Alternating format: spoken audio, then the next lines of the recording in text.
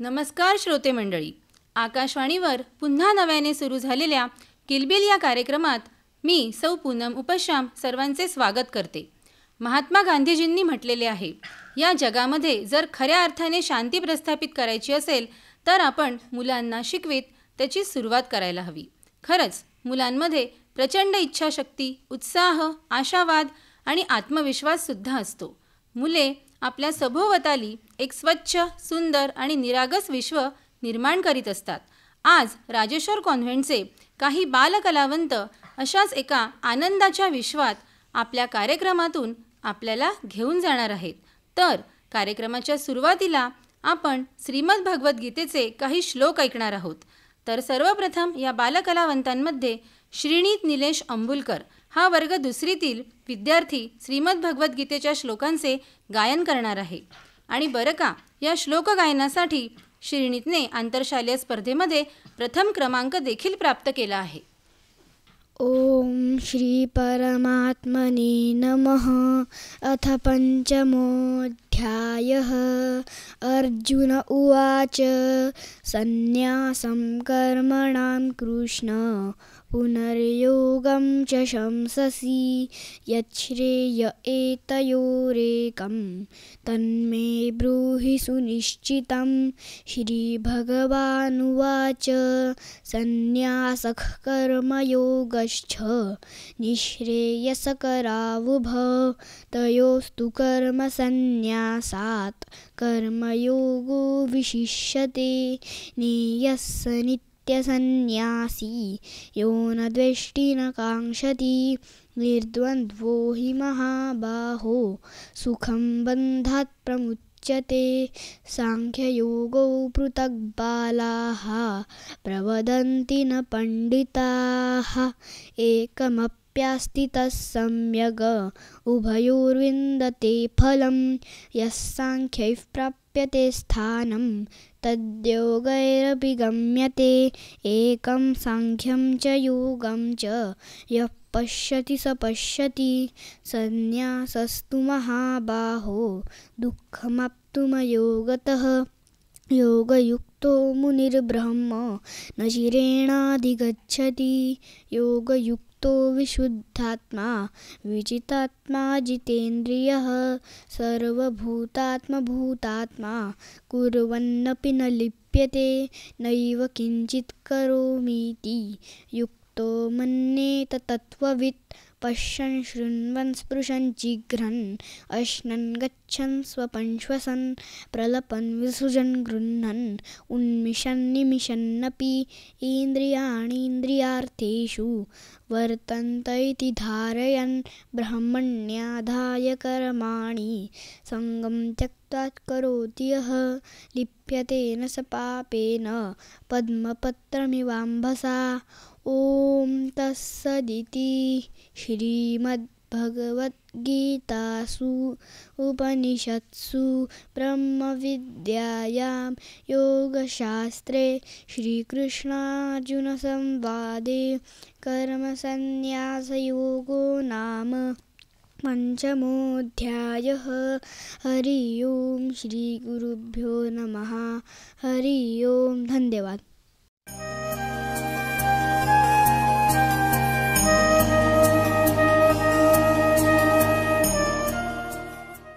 मंडळी, आपल्याला माहीतच आहे की हिंदी साहित्यामध्ये कवी तुलसीदास, कवी कबीरदास असे अनेक नामवंत कवी होऊन गेले. दैनंदिन जीवनातील उदाहरणांवरून आयुष्याचे गहन तत्त्वज्ञान किती सहजतेने या कवींनी आपल्या काव्यात रचलेले आहे. तर असेच हिंदी साहित्यातील प्रसिद्ध कवी असलेले कवी रहीमदास यांचे दोहे आपल्याला ऐकवणार आहे वर्ग चौथीतील विद्यार्थिनी कुमारी वेदिका गणेश वाठूरकर. आणि उल्लेखनीय बाब म्हणजे वेदिकाला देखील या दोह्यांच्या गायनासाठी आंतरशालेय स्पर्धेमध्ये प्रथम क्रमांक प्राप्त झाला आहे. या दोह्यांसाठी वेदिकाला मार्गदर्शन केले आहे सौ प्रीती पाटकर टीचर यांनी.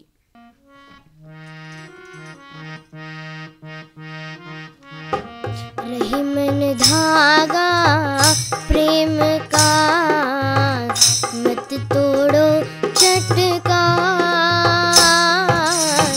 रही मन धागा प्रेम का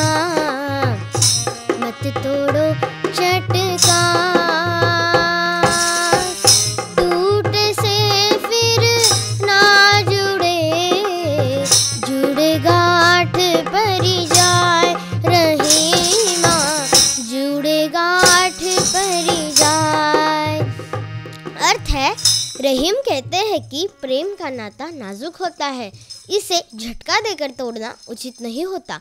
यदि यह प्रेम का धागा एक बार टूट जाए तो फिर इसे मिलाना कठिन होता है, और यदि यह मिल भी जाए तो टूटे हुए धागों के बीच गांठ पड़ जाती है।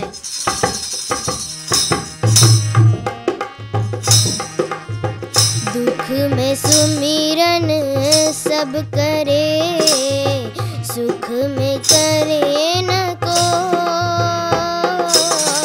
दुख में सुमिरन सब करे, सुख में करे न को। जो सुख में सुमिरन करे, तो दुख काहे होय रहीमा, तो दुख काहे होय। अर्थ है, दुख में सभी लोग भगवान को याद करते हैं, सुख में कोई नहीं करता। अगर सुख में भी करते तो दुख होता ही नहीं।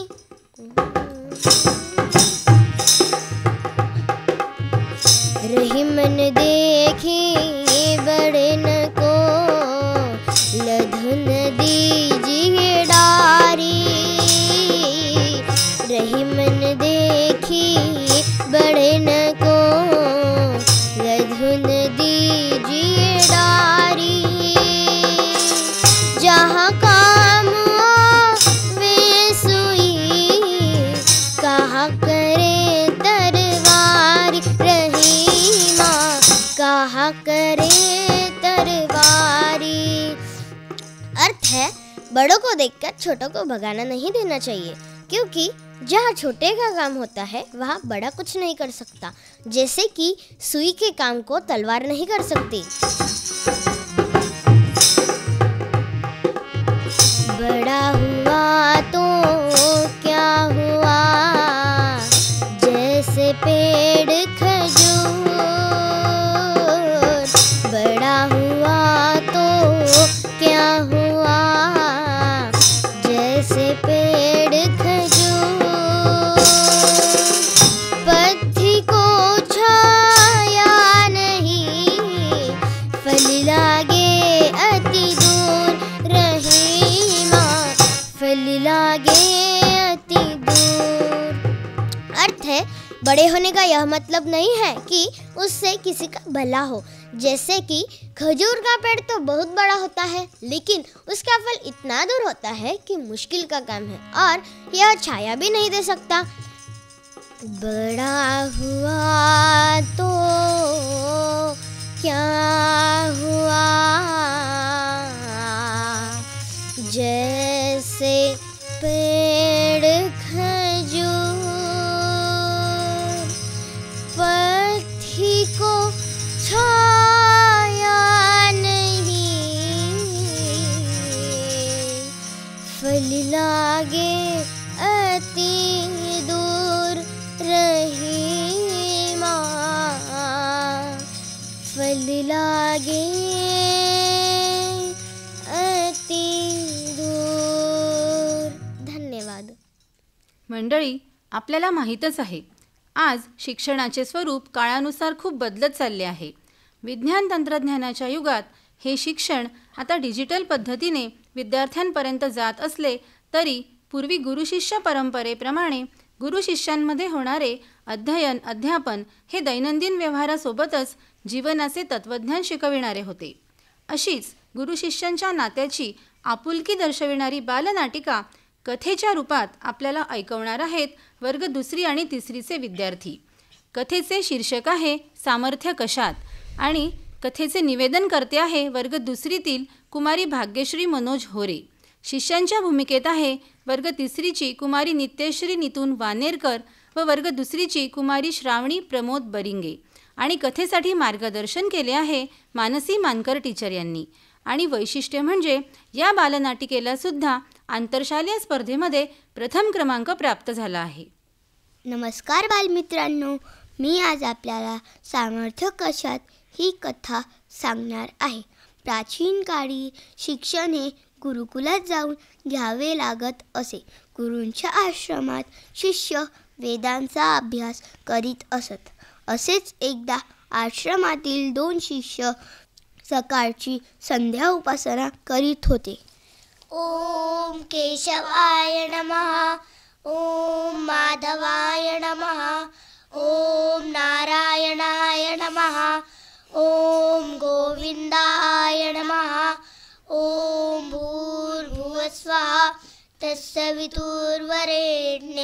भर्गो देवस्य धीमहि धियो यो नः प्रचोदयात्. ओम सूर्याय नमः. प्रातःसंध्या झाल्यानंतर दोघांमध्ये संवादाला सुरुवात झाली. भ्राता सौमित्र, मला एक प्रश्न विचारायचा आहे, विचारू? हो, विचार. या जगात सर्वात जास्त सामर्थ्य कशात आहे? या जगात सर्वात जास्त सामर्थ्य हत्तीत आहे. हत्तीत? नाही नाही, या जगात सर्वात जास्त सामर्थ्य तर हवेत आहे. वादळ आले की सर्व उडून जातं. देवक, तसे पाहिले तर सर्वात जास्त सामर्थ्य पाण्यात आहे. पूर आला की सर्व वाहून जातं, हो की नाही? दोघांचे बोलणे सुरू असताना गुरुदेव तेथे आले. शिष्यांनी त्यांना नमस्कार केला व आपला प्रश्न विचारला. प्रणाम गुरुदेव. गुरुदेव, एक प्रश्न विचारू? गुरुदेव, या जगात सर्वात जास्त सामर्थ्य कशात आहे? प्रश्न ऐकून गुरुदेव त्यांना खूप रागवले. निरर्थक प्रश्नावर चर्चा करू नका, वेदांचा अभ्यास करा, असे सांगून तेथून निघून गेले. गुरुदेवांचे बोलणे ऐकून शिष्यांना खूप वाईट वाटले. गुरुदेव आपल्यावर किती रागवले. हो ना, सकाळपासून एवढी कामे केले, त्याचे कौतुकी नाही केले व एक साधा प्रश्न विचारला तर एवढे रागवले. हो ना, मला नाही आवडले गुरुदेवचे रागवणे. शिष्यांचे बोलणे सुरू असताना गुरुदेव पुन्हा तेथे आले. त्यांना प्रेमाने जवळ घेतले व त्यांनी विचारलेल्या ज्ञानवर्धक प्रश्नाची स्तुती केली. शिष्यांनी गुरुबद्दलचे मत बदलले. गुरुदेव किती छान आहेत. हो ना, मग रागवले पण आता किती छान बोलले. त्यांना किती कामे असतात तरी ते आपल्याला एवढे प्रेम करतात. छे, किती वाईट विचार केला आपण त्यांच्याविषयी. शिष्यांनी विचारलेल्या प्रश्नाचे उत्तर देण्यासाठी गुरुदेव त्यांच्याकडे पुन्हा आले. आपले वागणे शिष्यांना थोडे विचित्र वाटले असेल असे त्यांना विचारले. हो, थोडे विचित्रच वाटले. शिष्यांच्या बोलण्यावर गुरुदेव हसले व म्हणाले, या जगात सर्वात जास्त सामर्थ्य हे वाणीत आहे. मी तुमच्याशी रागाने बोललो तर तुम्हाला वाईट वाटले, परंतु जेव्हा मी तुमच्याशी प्रेमाने बोललो तर तुम्हाला आनंद झाला. म्हणून नेहमी सर्वांसोबत प्रेमाने बोलावे. प्रिय वाक्य प्रदानेन सर्वे तुष्यन्ति जंतवः. अर्थात प्रिय बोलणे हे कोणत्याही प्राणीमात्रांना संतुष्ट करते. हाच संदेश गुरूंनी आपल्या वागण्यातून शिष्यांना दिला. धन्यवाद.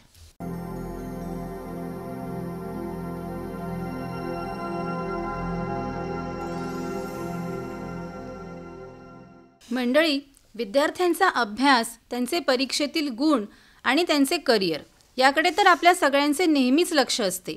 परंतु आपल्या मुलांना खऱ्या अर्थाने उज्ज्वल भविष्य द्यायचे असेल तर पर्यावरणपूरक जीवनशैली त्यांना शिकविणे आज काळाची गरज आहे.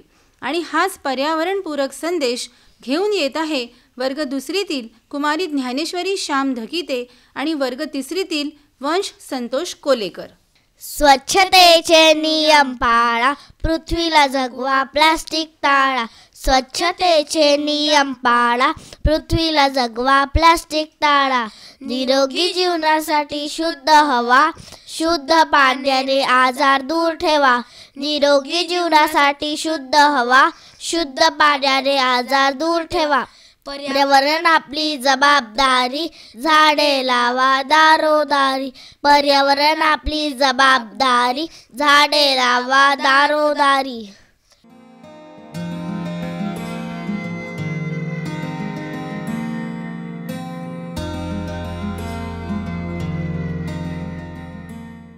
मंडळी, प्रत्येकच शाळा आपल्या मुलांच्या उज्ज्वल भविष्यासाठी कार्य करत असते आणि म्हणूनच मुलांना देखील शाळेचा लळा लागतो.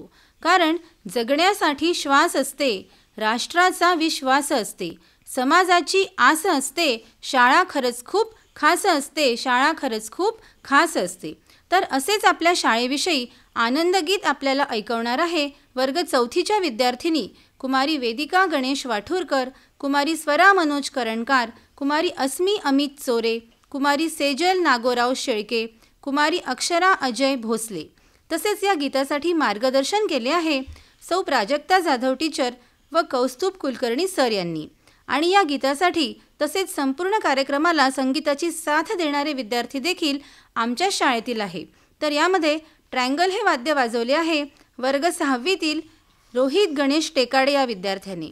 कोंगो हे वाद्य वाजवले आहे वर्ग 9वीतील देवांश कपिल श्रीवास या विद्यार्थ्यांनी. डफली हे वाद्य वाजवले आहे वर्ग 8वीतील वेदांत विजय कवडे या विद्यार्थ्याने. आणि हार्मोनियम या वाद्यासाठी आहे वर्ग 8वीतील मोहित गणेश वाठूरकर.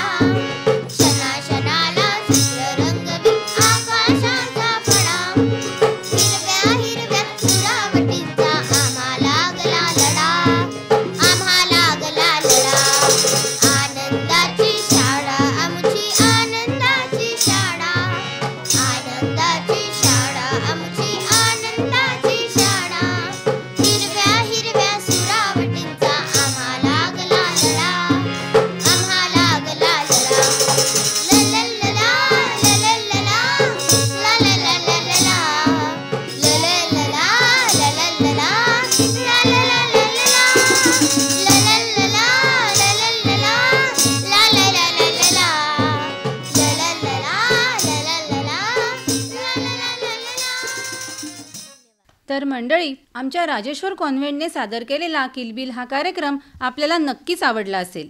या कार्यक्रमाची संकल्पना होती आमच्या शाळेच्या संचालिका आदरणीय कांचन पटोकार मॅडम यांची. तसेच तांत्रिक सहाय्य केले होते पांडुरंग टिकार यांनी. आणि सादर करते आहेत सूरज गोळे सर. यानंतर कार्यक्रमाला पूर्णविराम देऊया. धन्यवाद.